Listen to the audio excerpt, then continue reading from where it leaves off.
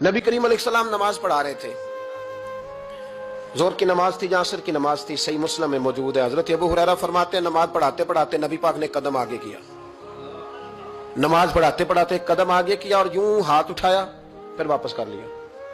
अब नमाज पढ़ के ना तो सलाम फेरा तो सहाबा अर्ज करने लगे या रसूल अल्लाह सल्लल्लाहु अलैहि वसल्लम, वो नमाज में पैर भी आगे किया तो हाथ भी उठाया, तो वजह क्या थी? अब पहला सवाल तो यह है कि आप लोग नमाज पढ़ रहे थे या हुजूर को देख रहे थे?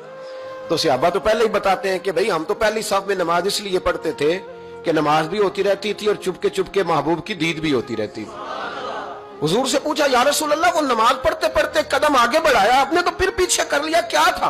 और हाथ उठाया तो फिर आपने नीचे कर लिया। तो नबी करीम फरमाने लगे नमाज पढ़ाते पढ़ाते जब मैंने कहा ना समी अल्लाहु लिमन हमीदा, अचानक मेरी नजर उठी तो जन्नत में चली गई। नजर उठी तो जन्नत में, तेरे लिए 2-4 कदम अर्श बरी है। तो महबूब फरमाते हैं जब मेरी ऊपर नजर गई ना तो मैंने देखा कि अंगूरों का एक खोशा लटक रहा है जन्नत में, तो मैंने हाथ बढ़ाया कि तोड़ लूं। हुजूर खड़े हैं मस्जिद नबवी में और फरमाते हैं कि मैं यहां खड़े होकर हाथ ऊंचा करूं तो मेरा जन्नत तक पहुंच जाता है। फरमाया मेरा इरादा हुआ कि वो खोशा जन्नत का तोड़ लूं और जरा मैंने पैर आगे बढ़ाया ही था तो मेरे दिल में ख्याल आया कि जन्नत राज है तो राज ही रहनी चाहिए, ये राज खोल गया तो मजा नहीं आएगा।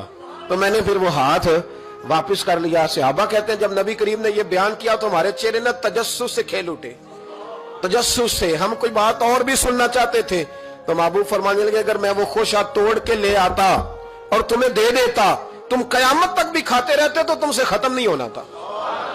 ये सही मुस्लिम की हदीस है। ओ भाई, मेरे रसूल करीम के वाक़या में राज पे शिकवा करना, कहना समझ में नहीं आती कैसे गए थे।